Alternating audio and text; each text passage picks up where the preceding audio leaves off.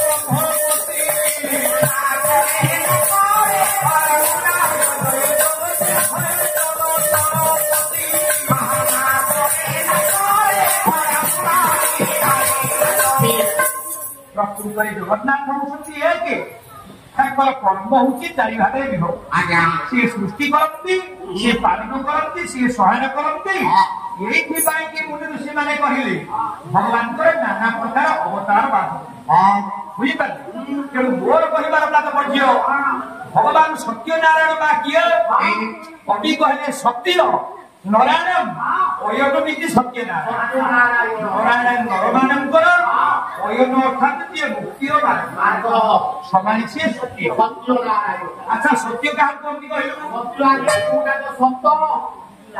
सत्यनारायण सत कथा कौन कहलु सत कथा कौन कहला सत अरे भगवान को ना हूँ सत्यनारायण कहीं कहलु सत कहती बोली नुह नारायण एकमात्र सत्य आउ सब हूँ मिछ माने संसार कैलाश चंद्र पाणिग्राही से व्यासदेव सरल भाव बुझेदेले कहे मूलहं देह मिथ्या गुण विगुणमपि देशकारं च मिथ्या कारागारे मिथ्या सहज सुत सुता बंधु भागे मिथ्या राशि विद्या गगन सुरतरु शैलति की पार विद्या संसार विद्या नवजल जगतु कृष्ण में त्वपि सत्या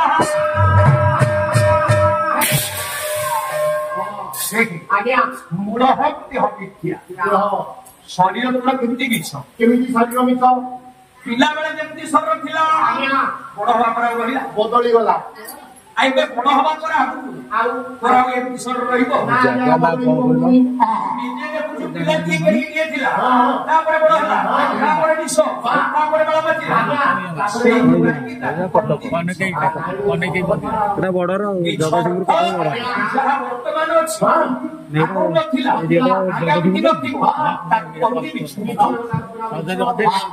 ताने सत्य का हम कोती ए जे आगम थिला आगामी दिन थिबो सेही पाई भगवान को कहती सत्यनारायण मूलहं देह मिथ्या तापर मिछ किए स्त्री को नाम कौन कारागारे मिथ्या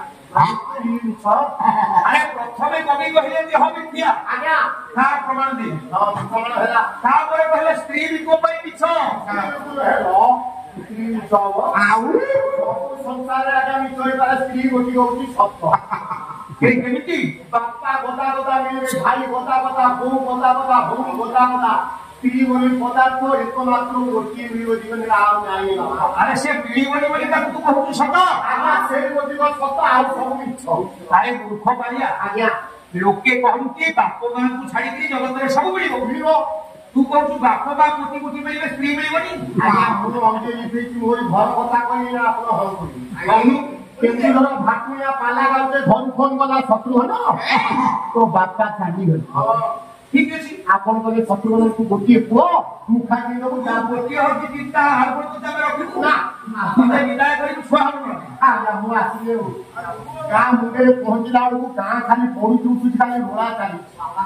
ମୁଁ ଆଜ୍ଞା ବ୍ୟାଗ ଖୋଲି ମୁଁ ବି କାନ୍ଦିକି ପଡିଲି ଖାଲି ବାପା ବାପା କହିଲି। ଯେତେ ବୟସ୍କ ଆଜ୍ଞା ବଡାପା ବାପା ଭଳିଆ ଲୋକ ଯେତେ ବୟସ୍କ ଲୋକ କହିଲେ ଶତ୍ରୁଘ୍ନ ତୁ ଯେତେ ମୁଣ୍ଡ ବାଡେଇ କାନ୍ଦିଲେ ତୋ ବାପା କେବେ ଆଉ କୋଉ ଫେରିବେ? ଆରେ ମନକୁ ବୁଝା ଆମେ ଯେତେ ବୟସ୍କ ଲୋକ ତୋ ବାପା ପରି ବାପା ନୁହଁ। ସେ କହିଲେ ପ୍ରକୃତରେ ଆପଣ ତ ବାପା କହୁଛନ୍ତି ଯୋଉଟା କାନ୍ଦୁଛୁ। ମନକୁ ବୁଝେଇଲି ମୁଁ କହିଲି ମୋର ଗୋଟିଏ ବାପା ସିନା ଚାଲିଗଲା କେତେ ବାପା ମୋର ମିଳିଲି। ଠିକ ଅଛି, ଠିକ 6 ମାସ ଯାଇଛି ମୋ ବୋଉ ଆଜ୍ଞା ଚାଲିଗଲା। ସତ କଥା ଆଜ୍ଞା। ନୟାଗଡ଼ ଲୋକର ପାଲା ଖାଲି ଘରୁ ଫୋନ ଗଲା ସେମିତି ଆସିକି ସେଇ ଦାଣ୍ଡ ବାଣ୍ଡରେ ବସିକିରି ଖାଲି ମରିଲି ବୋଉ ବୋଉ କହିବ। କେତେ ବୟସ୍କ ମା ମାଉସୀ ମାନେ ଗାଁରେ ଥିଲେ ମାନେ ଶତ୍ରୁଘ୍ନ ଆଉ ବିଜୁଳି କାମିନି ଆମେ କଣ ତୁ କହୁଛୁ? ମନକୁ ବୁଝେଇଲି ମୋର ଗୋଟିଏ ବୋଉ ସିନା ଚାଲିଗଲା କେତେ ବୋଉ ହେଇଗଲେ।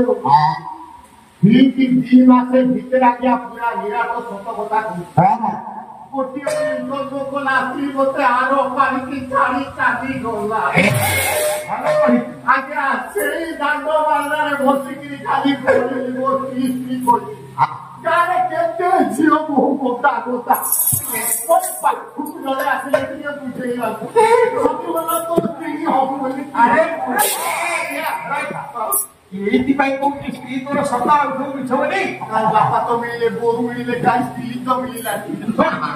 ତୋ ସ୍ତ୍ରୀ ଯଦି ସତ ଆଜ୍ଞା ତତେ ସେ କେମିତି ଛାଡିକି ଗଲା? ସେ ତ କହିଥାନ୍ତା ମୋ ସନ୍ଧ୍ୟା ସନ୍ଧ୍ୟା ସେ ମୁଁ ତାଙ୍କୁ ରୋଷେଇ କରିକି ଦେବି ତାଙ୍କ ପାଇଁ ବଞ୍ଚିବି। ଆଜ୍ଞା ସେ କେବେ ଛାଡିକି ଯାଇଥାନ୍ତା? ସେ ମିଛ କରି ତତେ ଛାଡିକି ପଳେଇଲା। ଆଜ୍ଞା ଦିନ ରାତି ତାକୁ ଖାଲି ଅଯଥା ତା ମାଆକୁ ବେକାର ସିଏ ବାଜ୍ୟ କଥା ତୁ ଆଉ ଜମା କର ନା ଏଇ ରାତି ଆଜ୍ଞା ବହିଷ୍କାର କରି ତାକୁ ମୂର୍ଖ ତ କହୁଛି ନା। ମୁଣ୍ଡ ଠିକ ନାହିଁ। ଏବେ ତୁ କଣ ବୁଝିଲୁ? ଆଜ୍ଞା ଯଦି ପ୍ରକୃତରେ ସ୍ତ୍ରୀ ମୋ ପାଇଁ ହେଇଥାନ୍ତା ସତ ମୋ ସ୍ୱାମୀ କଷ୍ଟ ପାଇବେ ମୁଁ ଜମା ଯିବିନି ଭୁଷୁଡ଼ିବି ପଛେ ତାଙ୍କ ସେବା କରିବି। ସିଏ କହିଲା ଏଇଟାକୁ କିଏ ପଚାରେ ଚନ୍ଦାକୁ ତାର ସିଏ ପଳେଇଛି କହିକି ତୁ ତାକୁ କହୁଛୁ ସତ ବୋଲି। ରାମଚନ୍ଦ୍ର ଯେତେବେଳେ ସୀତା ଚାଲିଗଲେ କାନ୍ଦି ପଡ଼ନ୍ତକୁ ଜାଣିକି ଧରିଲେ ସୀତା କଣ ଉତ୍ତର ଦେଲେ? ଛାଡ଼ ଚଳ ମହାବାହୁ ରାମ ଅଭିଶାପ ଦେଲେ ସୀତା ତମେ ଛାଡିକିରି ଚାଲିଗଲ ମୁଁ କେତେ କଷ୍ଟ ପାଇବି। ପରଜନ୍ମରେ ସେମିତି ସ୍ୱାମୀ କଷ୍ଟ ପାଇବ ତମେ। ତେଣୁ କୃଷ୍ଣ ନିଷେଧରେ ରାଧା କେତେ କଷ୍ଟ ପାଇବେ। ଯଦି ସତ ହେଇଥାନ୍ତେ ସ୍ତ୍ରୀ ତାହେଲେ ସେ ଥାନ୍ତେ ତୁ ପାଇଁ। କେବଳ ସତ କିଏ?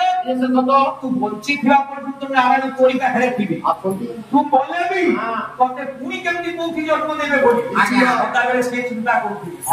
ସେଇଥିପାଇଁ କି କୃଷ୍ଣ ବେ କୋଟି ସତ୍ୟା ତୁ ତାକୁ ବକୁଛୁ। ଆଜ୍ଞା ସେ ତତେ ଛାଡିକି ପଳଉଛନ୍ତି। ଯୋଉଦିନ ସିଏ ତତେ ଛାଡିଦେବେ ଆମେ ତତେ ନେଇକି ଗାଁ ବାଲା ପୁରୀ ସିଏ ଅଛନ୍ତି ବୋଲି ତତେ ରଖିଛୁ। କହିଲେ ପୁଅ ଦେହରୁ ନାରାୟଣ ଚାଲିଗଲେ ତତେ ଆଉ କିଏ ରଖିବ? ତାହେଲେ ନାରାୟଣ ସତ ଜଗତ ସତ କହ। ସେଇଥିପାଇଁ କି ତାଙ୍କ ବିଷୟରେ ପ୍ରତ୍ୟେକ ମଣିଷ ଜାଣିବା ଦରକାର। ଆମେ ସତ୍ୟନାରାୟଣ ପୂଜା ପ୍ରତ୍ୟେକ ବର୍ଷ କରି କରୁଛୁ। ସତ୍ୟନାରାୟଣ ପୂଜା ଗୋଟିଏ ବର୍ଷ କଲେ ଏଇ ଗୋଟିଏ ଯଜ୍ଞ ଫଳ ଆପଣ ମାନେ ପାଇବେ। ବୁଝିଯାଉଛି କେମିତି ଆଜ୍ଞା? ଯଜ୍ଞ ପଣ୍ଡିତ ମାନେ ମା ମାନେ କେତେ ଭାଗରେ ବିଭକ୍ତ? ମାନେ ମୋଟା ହେଲାଣି। ହଁ ଆମ ଗାଁରେ ଗୋଟିଏ ପ୍ରକାର ଯଜ୍ଞ ହଉଛି। ତମ ଗାଁରେ ସେମିତି ଗୋଟିଏ ପ୍ରକାର ହଉଛି ଆମ ଗାଁରେ କିନ୍ତୁ 5 ପ୍ରକାର। 5 ପ୍ରକାର ଯଜ୍ଞ ଦୈବ ଯଜ୍ଞ ତଥୈ ବଚ ପିତୃ ଯଜ୍ଞ ପଞ୍ଚ ଯଜ୍ଞ ଇମେ ସ୍ମୃତଃ। ଯଜ୍ଞ 5 ପ୍ରକାର ମନେ ରଖନ୍ତୁ ପଣ୍ଡିତ ମାନେ ନା ଗୋଟିଏ ବର୍ଷ ଯଜ୍ଞ କଲେ ଯେତିକି ପୁଣ୍ୟ ଆପଣ ମାନେ ସେତିକି ପୁଣ୍ୟ ଫଳ ପାଇବେ ଗୋଟିଏ ବର୍ଷ ପାଲା